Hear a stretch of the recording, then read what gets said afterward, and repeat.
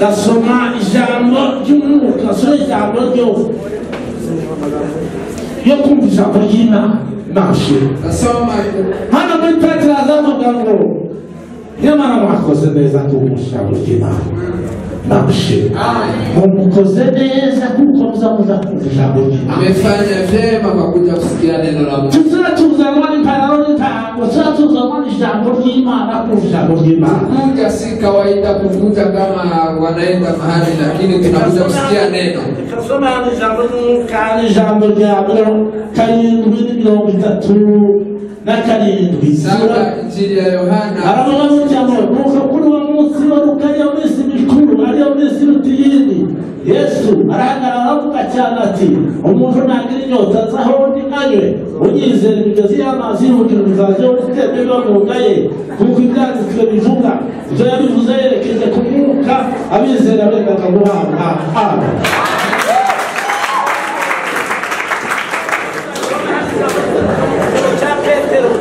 Petero tugirituze ari tuza n'igishimo tugirituze ijambo ry'Imana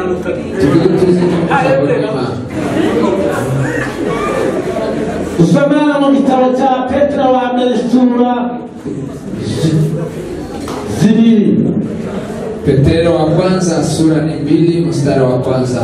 Aravuga ngo mwiyamurwa n'urubyaro no gusebanya mubereke impinga zivutse vuba mwifuza amata y'umwuka kugira ngo bakuze abageze ku gakiza. Amen. Dasoma kandi igitabo cya Yohana,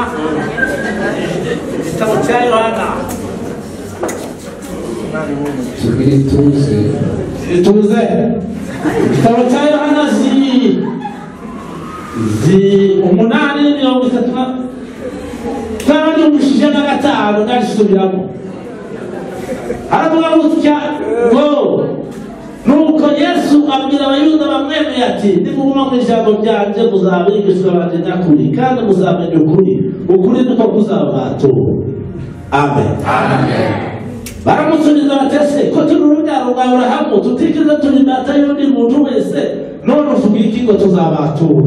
Yesu arabasubiza ati ni ukuri ndababwira uko icyaha n'imbata y'icyaha. Amen.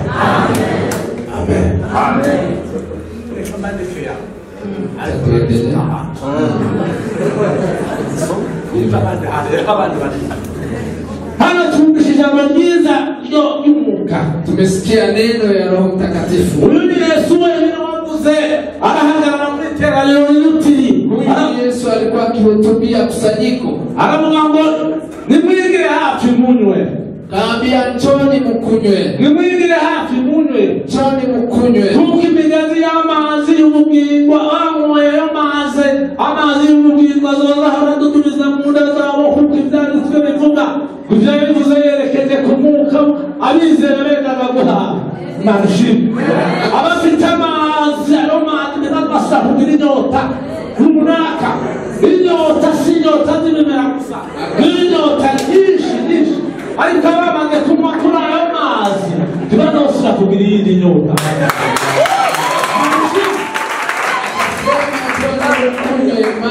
Wari Yesu bahamaze bakaza bashahira arababwira ati mwegire hino munywe ati kuko imigazi y'amazi y'ubugingo izozehora idutumiza mu nda zanyu kuko ibyanditswe bivuga. Ati no yabivuze yerekeje ku mwuka wera abizera bendaga guhabwa. Bivugiye kuko abafite umwuka. Hano mu gitabo cya Petero aratubwira ngo twiyambure ingoma n'uburyarya no gusebanya tumera nk'impinga zivutse vuba twifuza amata y'umwuka kugira ngo dukuze atugeze tugakiza. Maovu matendo ya kale na muvae matendo mema.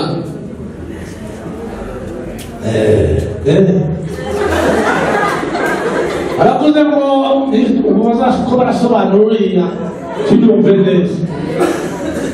Hano aratubwiye reka mbasubire. Aratubwiye ngo twiyambure ingoma vueni mwili wa kale. Mwiyambure uburyarya no gusebanya. Vueni maovu yote.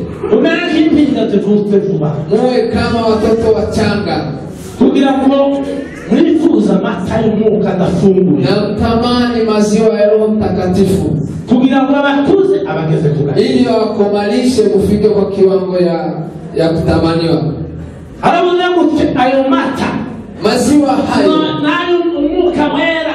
Abamaze kubona uwo mwuka we uzubakuza. Maziwa hayo inamaanisha ni Roho Mtakatifu inayolea na kukomalisha. Bagashika mu iyo barongo yako. Wanafika kwa kiwango ya habari sahihi. Ijambo ry'Imana navuga ngo muramenye ntimufungura umwuka. Lakini anasema ntimufungura umwuka. Anasema msiweke maji ndani ya maziwa hayo, kuweka chato. Maziwa hayo funguya mata. Mkichanganya maziwa na maji. Mkichanganya maziwa na maji, mtoto akikunywa hawezi kuwa na nguvu. Ariko nawe nugira umwuka ukawuvanganya ibintu ukavuga uko bitari.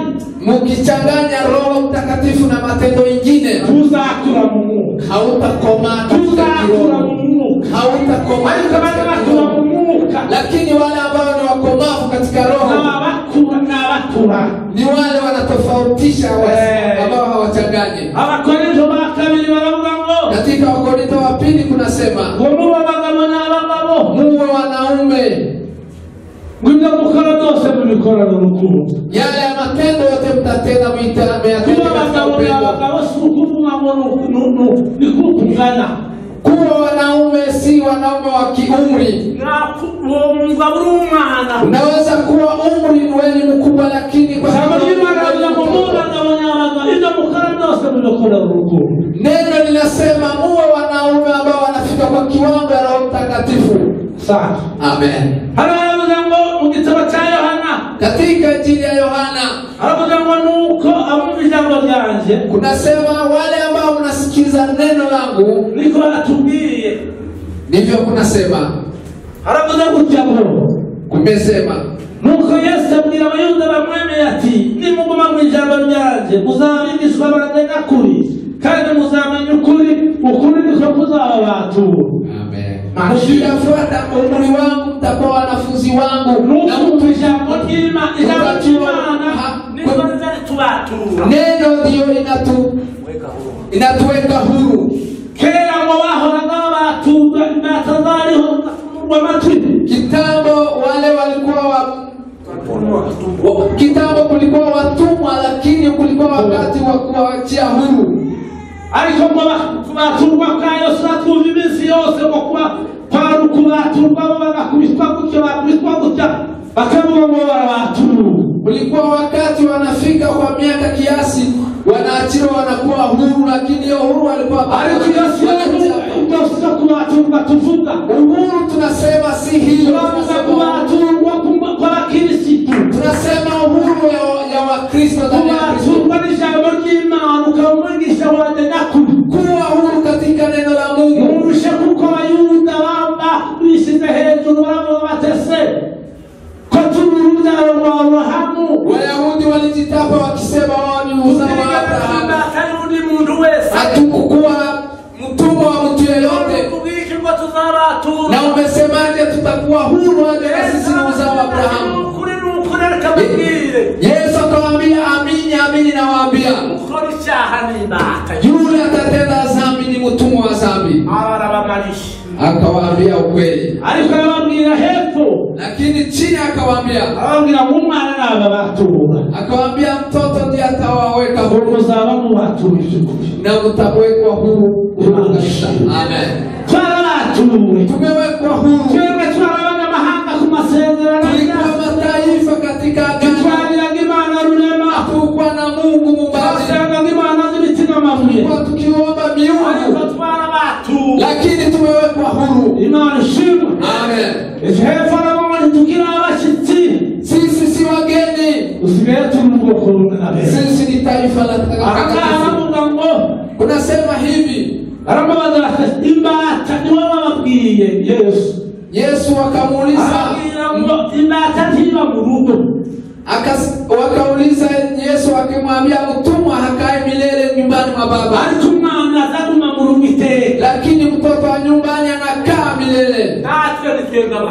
na sisi ni watoto wa Mungu, ni sisi wa nyumbani, sisi si watumwa tena, tumewekwa huru.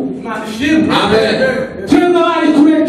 Tulikuwa mbali, tumekaribishwa na damu ya Yesu. Amen. Mtoto Yesu Kristo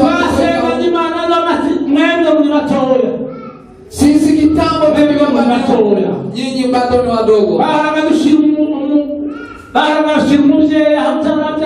Kitambo walikuwa wanaomba Mungu, walikuwa wanaomba wanadamu eti wawabariki, wawape uzao, na yeye huyo mtu alikuwa bado. Lakini sisi leo tunaomba Mungu ambaye anasikia. Amen. Tunaomba Mungu asante kwa Mungu. Tumewekwa huru. Sisi ni huru, tunatembea tukiwa huru. Neno linasema katika Injili ya Mathayo 7:24 kasoma unasema yule ambaye atasikia neno la Mungu ni kama mtu aliyejenga kwenye mwamba, mvua ikanyesha, upepo ukavuma, ikagonga kwa nyumba hiyo, nyumba ikasimama. Chini kukasema yule ambaye anasikia neno na kuachia hapo anafanana na mtu ambaye amejenga kwenye mchanga. Mvua ikanyesha, upepo na uvumi ikaangukia nyumba hiyo, nyumba ikaanguka, na kuanguka kwa nyumba hiyo ilikuwa mbaya sana. Amen. Kuwa na akili, kuwa na ujuzi katika kisa mtoto na kosa kujua, unakuwa na huzuni. Lakini tuwe na akili katika neno. Neno ndilo linasema hivyo. Unaweza fikiria dhoruba ni nini, upepo ni nini? Ni yale ambayo tunakumbwa nayo, ni yale ambayo tunakumbwa nayo, ndio dhoruba na upepo. Lakini yule ambaye amesikia neno nayo, huyo anafananishwa na mwamba. Huyo ni Yesu, na mwamba huyo ni Yesu. Tujenge katika Yesu, na neno hilo